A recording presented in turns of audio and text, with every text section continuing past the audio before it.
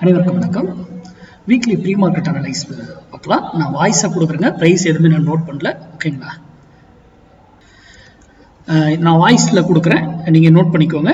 ஏன்னா ப்ரைஸ் எதுவுமே நம்ம இதில் ஷோ பண்ணக்கூடாது அப்படிங்கிறதுனால. இண்டெக்ஸ் தான் ஷோ பண்ணலாம், இருந்தாலும் வேண்டாம் எதுக்கு அப்படிங்கிறதுனால. ஓகேங்களா, இந்த வீக்குக்கானது நான் மந்த்லி லெவலில் வீடியோ போட்டேன்னு நினச்சிட்டு இருக்கேங்க, மறந்துட்டேன், சாரி. அது ஆல்ரெடி எடுத்து அது 300 பாயிண்ட் ப்ராஃபிட்டை போயிடுச்சு. அதனால அது மந்த்லி லெவலில் விட்டுருங்க, நான் கொடுக்கல. ஓகேங்களா, அது ப்ராஃபிட் எடுத்து போயிடுச்சு. இப்போ கொடுத்தா அது தவறாக இருக்கும்.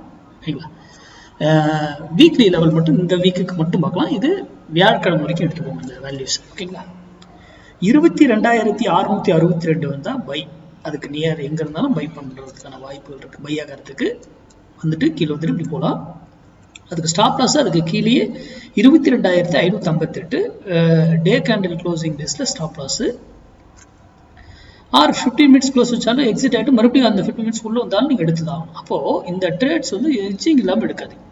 இதனுடைய மினிமம் டார்கெட் வந்து 100 பாயிண்ட்ஸ். ஓகேங்களா, அப்போது அதை சார்ந்து ப்ராக்டிஸ் பண்ணுங்க. மினிமம் நான் சொல்கிறதுங்க. ஓகேங்களா,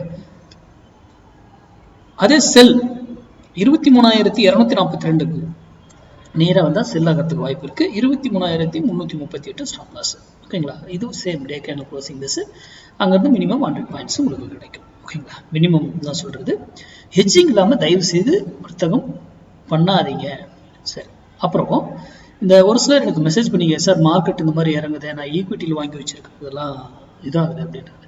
நான் 26,000 25,800 என்னமோ இருக்கும்போது ஒரு வீடியோ போட்டிருப்பேன். அந்த இதில் சொல்லியிருப்பேன், மார்க்கெட் இறங்குங்க, எட்ஜிங் எடுத்துக்கோங்க. அதுவும் எதில் எட்ஜிங் எடுத்துக்கோங்க, ஸ்டாக்ல எடுக்காதீங்க.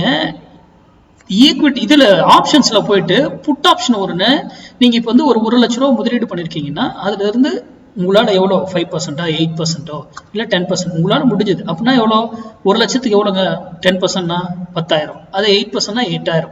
8,000 ரூபா உள்ள ப்ரீமியம் யார் இருக்காரோ அவரை போயிட்டு இயர்லி அனலைஸ்லையோ அல்லது 6 மந்த் அனலைஸ்லையோ பார்த்து எட்ஜிங்கில் புட்டை எடுத்து வச்சுக்கோங்க. இங்கே உங்கள் போர்ட்ஃபோலியோ 1 லட்சம் இருக்கிறது இப்போ இறங்கியிருக்குமா, 20% நேராக இறங்கியிருக்குமா, அப்போ 20,000 ரூபா நஷ்டமா? அந்த 20,000 ரூபா போய் பாருங்க, நான் சொன்ன ப்ரீமியம் 30,000 ரூபாய்க்கு ப்ராஃபிட் கொடுத்துருக்கோம். இதுதான் எட்ஜிங். எட்ஜிங் எல்லாம் எப்படியெல்லாம் யூட்டிலைஸ் பண்ணலாம் அப்படின்லாம் இருக்கு, நிறைய இது. அதெல்லாம் படிங்க.